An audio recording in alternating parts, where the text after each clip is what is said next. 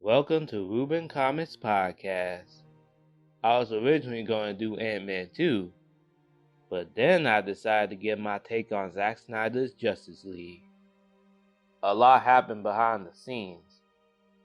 Zack did complete his original cut, but then his daughter, Autumn, died shortly after. This gave the old regime every excuse they needed to remake the movie. Hired Joss Whedon, reshoots. We all know how it went down. I was just glad to watch the Justice League on the big screen for the first time. I enjoyed it, but I knew something was missing in the movie. I just didn't know what it was. Years later, Zack Snyder held a watch party for Man of Steel. Henry Cavill was present. Then he announced the Snyder Cut. The older Zacks, who didn't want anything to do with Zack Snyder, never saw his film. With James Gunn running DC Studios, he's going in a new direction than what Zack Snyder was planning. To me, the Snyderverse is the cast. Zack Snyder is home at Netflix. I support his decision and will definitely check out Rebel Moon. I still believe Darkseid is what James has in mind as the Thanos of DC's 10-year plan. He can tell more stories with the Justice League before Darkseid comes to Earth for the anti-life equation. Again. Ready to your body. You use the old ways. You never know what might happen in 5 to 10 years. With that out of the way, let's dive into why Zack Snyder's Justice League is a masterpiece. It opens up during the events of Batman vs. Superman, with Doomsday killing Superman, paying homage to the death of Superman from a different perspective. His death alerted the Mother Boxes to Steppenwolf. He looks nothing like the 2017 version. His armor forms around him like a silver symbiote, got 7 fingers, and he growls like a wolf. Ow, ow, woo. And the crazy thing is, he's actually the sub-villain, the appetizer. Darkseid is pulling the strings. He was Darkseid's uncle until he betrayed him. In penance, he conquers wolves in his name, getting back in his good graces until he lands on Earth. Hence, the Mother Boxes. They're like the big MacGuffins of the movie. Did I also mention one of them created Cyborg? 1,000 years ago, Darkseid came to Earth searching for the anti-life equation, control of all existence throughout the multiverse. That gives Jor-El's line in Man of Steel about 100,000 worlds a whole new meaning.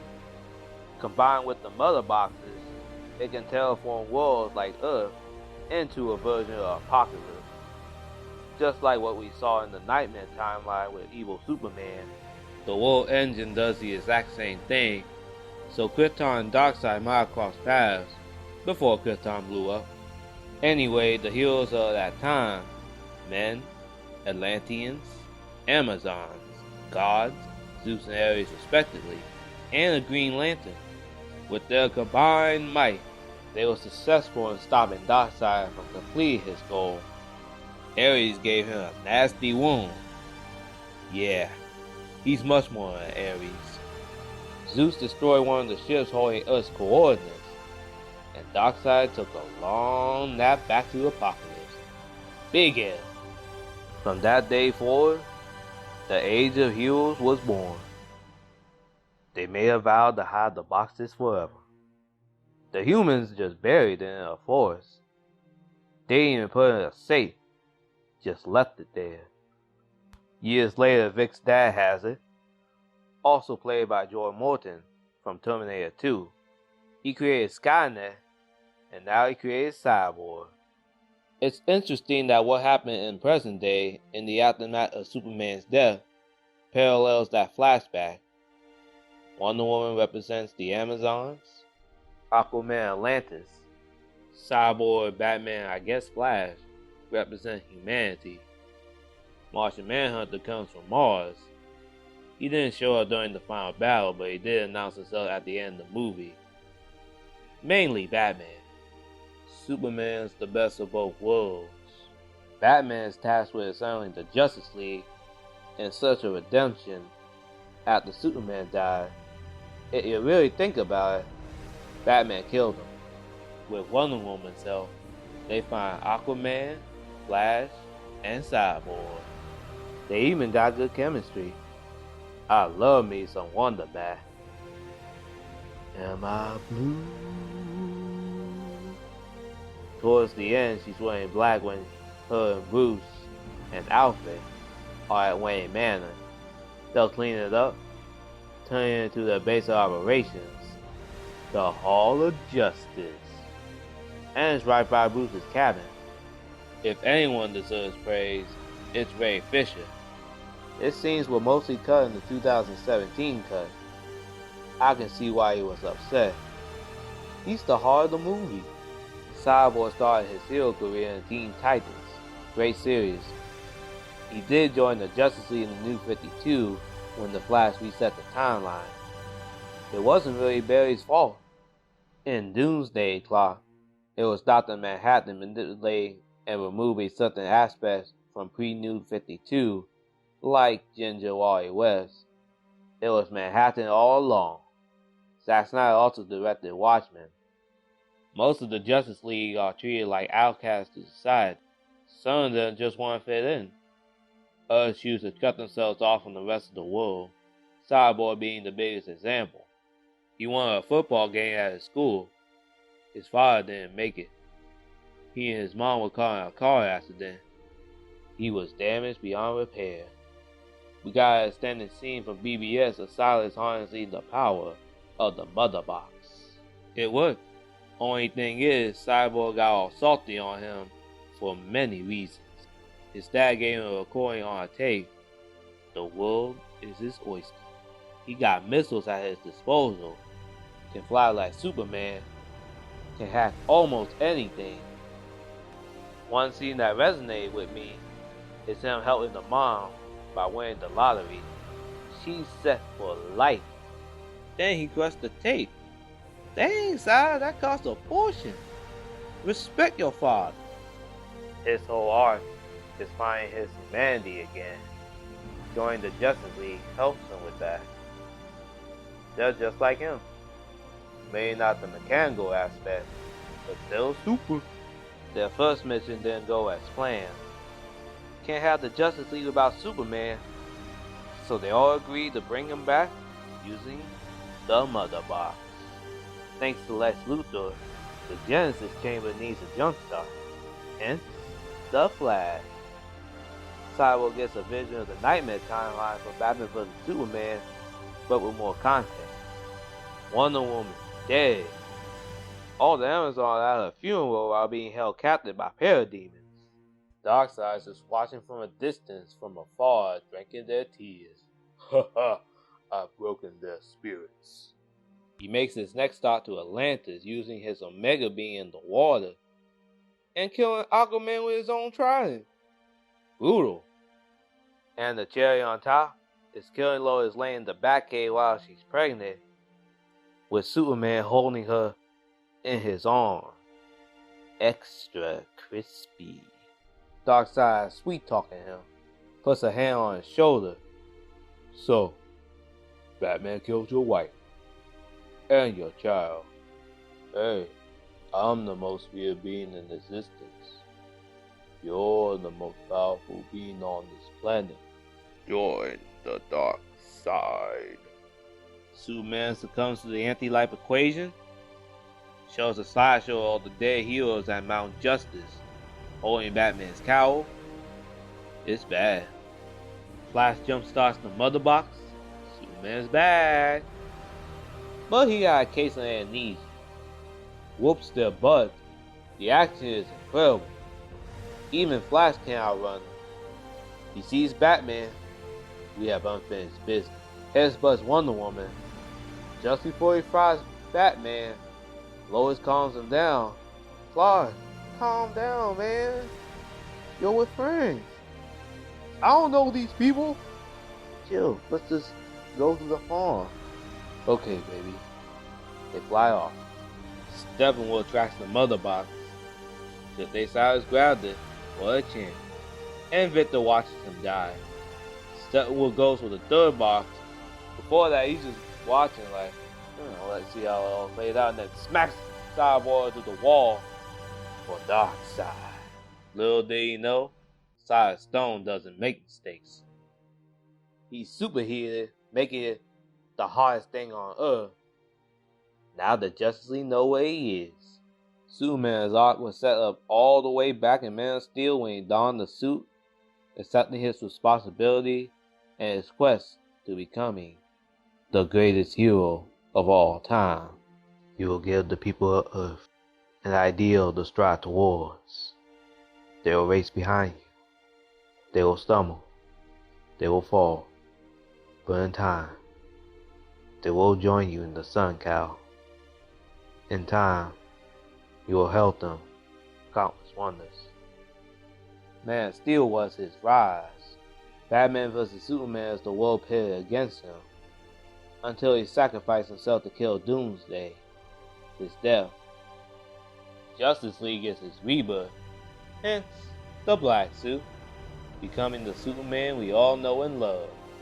And it echoes that the hierarchy of power in the DC universe has changed, with James Gunn and Peter Safran running DC Studios, with Henry Cavill at the forefront. He was always a good Superman, and his journey has just begun. Everyone gears up for a full frontal assault on Steppenwolf's base. Batman takes down the force field like a boss, tears those parademons to shreds. Everyone joins in the charge.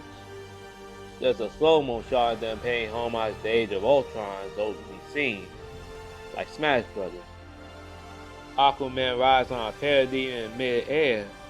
Surf's up! Flash runs around in a circle. Everyone else gets to the Unity. Batman watches from the sidelines, taking out parademons whenever he can. Superman talks to Alfred. Steppenwolf got a bit of a glow-up. Starts dialoguing about Diana's sisters and mother. Seems like something they might explore in Wonder Woman 3. He gives them a run for their money. Even Cyborg's little arms do him no favors. All hope seemed lost. Steppenwolf about to cut Cyan too. Then Superman makes him eat his word. Not impressed. Turns that axe of his into ice, minty fresh. Favorite scene: Hans Zimmer's theme elevated to 11. Kudos to Junkie XL. What a champ. Beats the living daylights out of him. Now he's giving Steppenwolf a run for his money. It pumps Aquaman and Wonder Woman up, tag teaming on Big Bad Steppenwolf. King of the Cowards. Superman goes all Captain Falco on him. Falco! Horn! Lasers one of his horns off. That's what he gets for killing those Amazons. Everything is going according to plan, right? Flash is down. A parademon shot him from a distance. He got a raise for that, but he don't get paid. Batman kills him anyway. Everybody gangs until a boom tube opens. Darkseid shows up. The silent grand goodness are right beside him. Unity blows up. The end. Rubin Comics. Signing off. Just kidding. It's not open till the fat lady sings. Barry enters the Speed Force. This blew my mind. It made the CW show look cheap in comparison. Zack Snyder and Junkie XL crafted a work of art. He's reversing time, so to speak. As he's running, everything starts falling back into place. Make your own future. Ezra is one of the standouts. I didn't like him in the 2017 version. Here he's got potential. I don't see David Zaslav keeping him around after the Flash movie next year. With all the controversy surrounding Ezra, he might be recast. We'll see how that plays out. The movie is a big hit. Cyborg makes an ultimatum. The Mudboxers try to trick him with a fake family. Imposter Big was a huge red flag. He accepts who he is. I'm not broken, and I'm not alone. Superman and Cyborg separate the boxes with his little arms. Mudbox is down. Aquaman makes a Steppenwolf kabah. Falco, horns. One woman chops his head off, showing Darkseid they need business. Master L again. Decided knew it wasn't going to work. If you think about it, Steppenwolf was going to die anyway. Darkseid's furious. Fine. I'll do it myself. The Justice League stand atop the power plant while looking at the sky. It reminds me of the Justice League intro. It's incredible how each of their suits represents different aspects of the world. Victor fixes the tape he broke earlier, not the Manhattan style. Hearing his dad's last word, flies off. Deathstroke breaks Lex out of Arkham Asylum. In exchange, Lex tells him Batman's secret identity. His name is Bruce Wayne. Set up for a film that might happen now. Just saying. Martian Manhunter greets Bruce at his cabin. So General Swarmwood from Man of Steel has been Martian Manhunter the whole time. He helped Lois Lane get back on her feet, disguised as Martha. It was Martian Manhunter all along. He joins the Justice League and flies out into the distance, probably looking for more cookies. The Snyder Cut is such an awesome experience. Cinema, plenty of money shots. All the characters had great arcs. They teased the Nightmare timeline with Joker. Jared Leto got a lot of hate for being the Joker. He got limited screen time in the Suicide Squad. Here he's on another plane of existence. If anyone can survive the apocalypse, well, it's Joker. Batman and Joker are roasting each other. Joker killed Dick Grayson in this universe. Batman dropped a bombshell on Harley Quinn dying in his arms. An eye for an eye. Had him shaking in his boots, but it was all in that.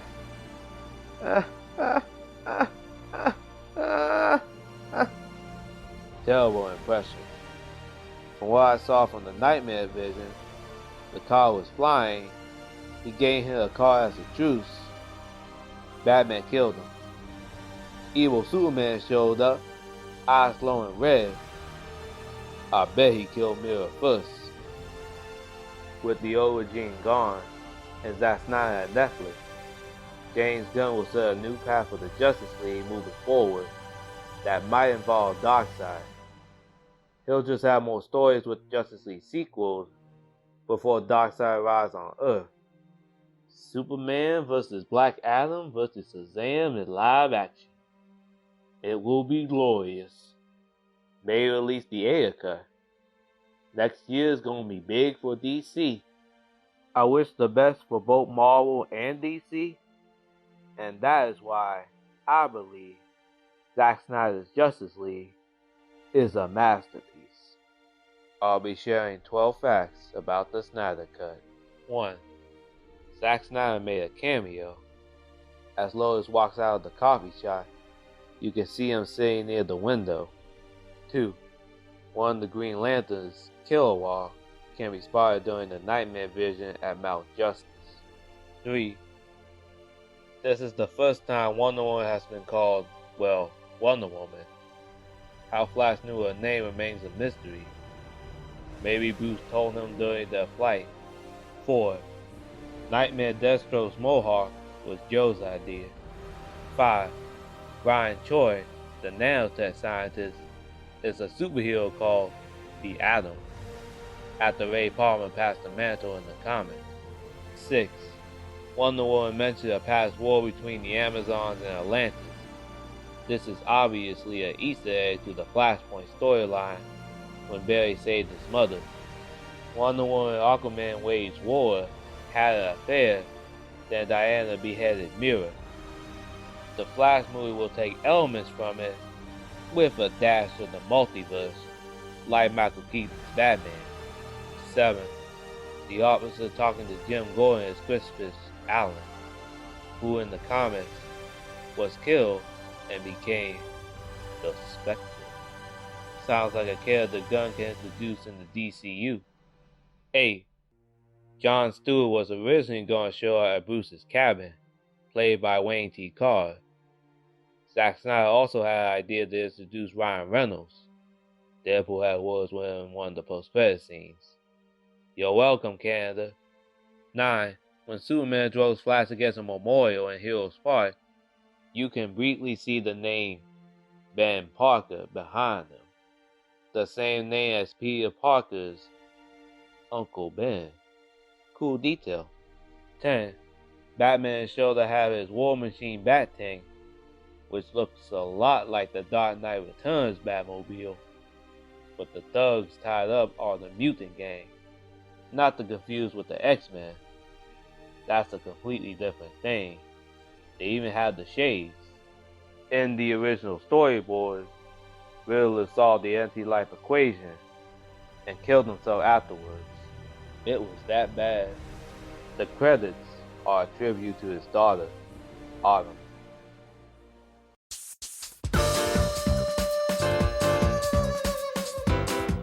This is Ruben Comments Podcast. Thank you for listening. Next episode will be announced in a few weeks. Signing off.